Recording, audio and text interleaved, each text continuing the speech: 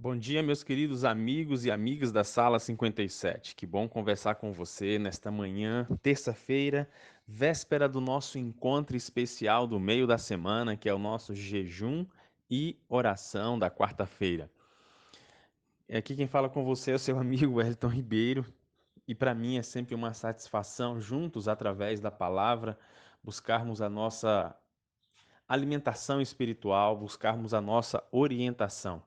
E eu quero sempre lembrar e convidar você para que faça desse momento um momento secundário. O momento primário, o primeiro momento e mais importante é o seu momento. Combinado? É o seu momento. Você não pode substituir esse momento que nós fazemos aqui junto como sendo mais importante do que o seu. É onde você vai abrir o seu coração, onde você, através da oração, vai se colocar diante de Deus em busca de poder e do batismo diário do Espírito Santo. Hoje, esse é um dos capítulos do livro de Crônicas que eu mais tenho afeição. É um dos livros, é um dos capítulos que mais falam ao meu coração. Afinal de contas, essa é uma história, é um momento da vida do rei Josafá que traz para a gente muitas reflexões, profundas reflexões, que traz para a gente muitos aprendizados. E eu quero, através dessa reflexão, o tempo não vai nos permitir falar sobre tudo que poderíamos falar diante desse texto, mas eu quero fazer apenas algumas reflexões. O rei Josafá, ele recebe a notícia de que uma grande multidão está vindo em seu encalço, uma grande multidão está marchando em direção ao, às terras, aos limites do povo, da cidade deles, e então, com o intuito de destruí-lo, o rei convida toda a nação para que, através do jejum e oração, eles pudessem buscar a direção, o refúgio, a resposta do Senhor. E após eles fazerem isso, o Senhor manda então uma palavra profética diante deles. Mas a oração, desculpa, a oração do rei Josafá, ela é uma oração que tem muito significado. O rei, ele usa as mesmas expressões que Salomão usou quando estava fazendo a oração de dedicação do templo. Você pode observar que você vai encontrar nessa oração vários elementos utilizados pelo próprio Salomão, lá no livro de 2 Crônicas, capítulo 6 e 7. Então é nesse mesmo contexto que agora Josafá se coloca diante de Deus em busca das respostas, em busca da solução. E isso é maravilhoso, isso traz para a gente assim aprendizados incomparáveis, amigos, porque a história diz que Josafá teve medo. O texto diz que ele teve medo. E é natural você e eu termos medo. Afinal de contas, nós somos seres humanos. Quem é a pessoa que não tem medo, né?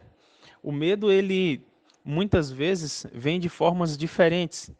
Para umas pessoas, o medo pode ser de altura, o medo de ambiente fechado, medo de ficar desempregado, medo de alguns animais, medo de perder a saúde. O medo, ele faz parte do nosso contexto de vida. Eu sempre digo que o problema não é você e eu sentirmos medo. Esse não é o problema. O problema é o que fazemos quando estamos com medo. Esse é talvez a grande questão, essa seja talvez a grande questão que a gente precisa ter a maior atenção. Porque Josafá, ele teve medo, mas o medo que Josafá teve leva ele a uma busca intensa e sincera de Deus. Você percebe como isso é extraordinário? Porque algumas pessoas têm medo e diante do medo elas agem de forma diferente e contrária daquilo que Deus espera. Elas se afastam de Deus, elas mesmas tomam as decisões da vida delas, e decisões que infelizmente trazem dor, que machucam as pessoas. Josafá tem medo e o medo dele o leva para perto de Deus. O medo dele o leva para ser abençoado. O medo dele o leva para receber a unção. Quando você tem medo, para onde que você vai, né? Essa é uma pergunta que a gente precisa responder. Para onde nós vamos quando estamos com medo? Veja que depois que Josafá diz isso, né, que ele busca o Senhor, que ele toma essa atitude, ele diz assim: Senhor, em nós não está a força, a gente não sabe nem o que fazer, mas os nossos olhos estão postos em Ti. Você percebe? Josafá não tinha resposta, ele não tinha a solução, mas ele sabia quem tinha a resposta e quem era a solução. E por isso ele diz: Não sei o que fazer, mas os meus olhos estão postos em ti. E aí então vem a palavra do Senhor sobre o grande livramento, porque naquele momento o Senhor toma a batalha como sendo dele. E ele diz: Vocês não vão ter que lutar, apenas observem o livramento que eu darei a vocês. E de fato o Senhor dá um livramento tão grande, a ponto de que eles não precisam de forma alguma lutar. Eles apenas aguardam, e quando eles sobem na colina para ver aonde estava acampado todo o exército que vinha marchando contra eles, eles encontram apenas um campo de cadáveres. Todos eles estavam mortos, haviam matado uns aos outros diante do desbarato que o Senhor causou no acampamento deles nos dias anteriores. Depois eles descem para pegar o despojo, e a bênção se tornou tão grande, a ponto de que eles passam 3 dias recolhendo tudo aquilo que estava lá naquele acampamento.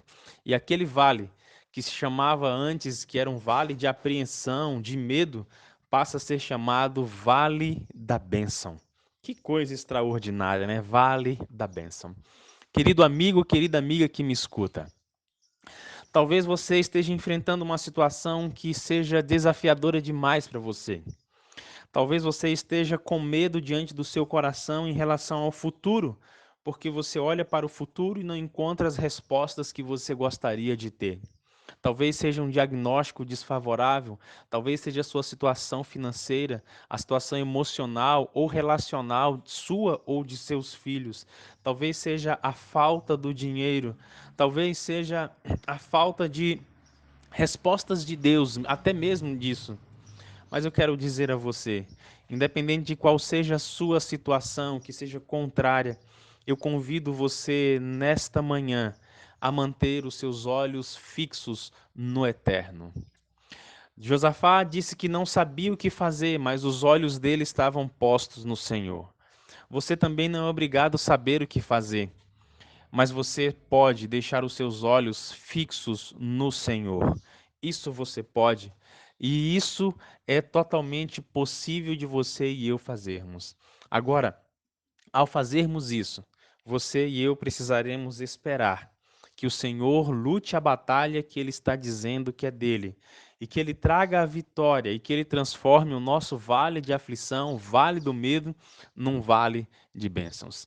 Esse é o meu desejo para você nesta manhã de terça-feira, e eu quero convidar você para que amanhã participe conosco do nosso jejum especial das 6 ao meio-dia. Manda aqui o contato dos seus amigos, a gente vai ter uma imensa alegria em adicioná-los. E eu desejo a você uma ótima terça, que Deus, o Eterno, continue abençoando o seu dia e mantenha os olhos fixos no Senhor.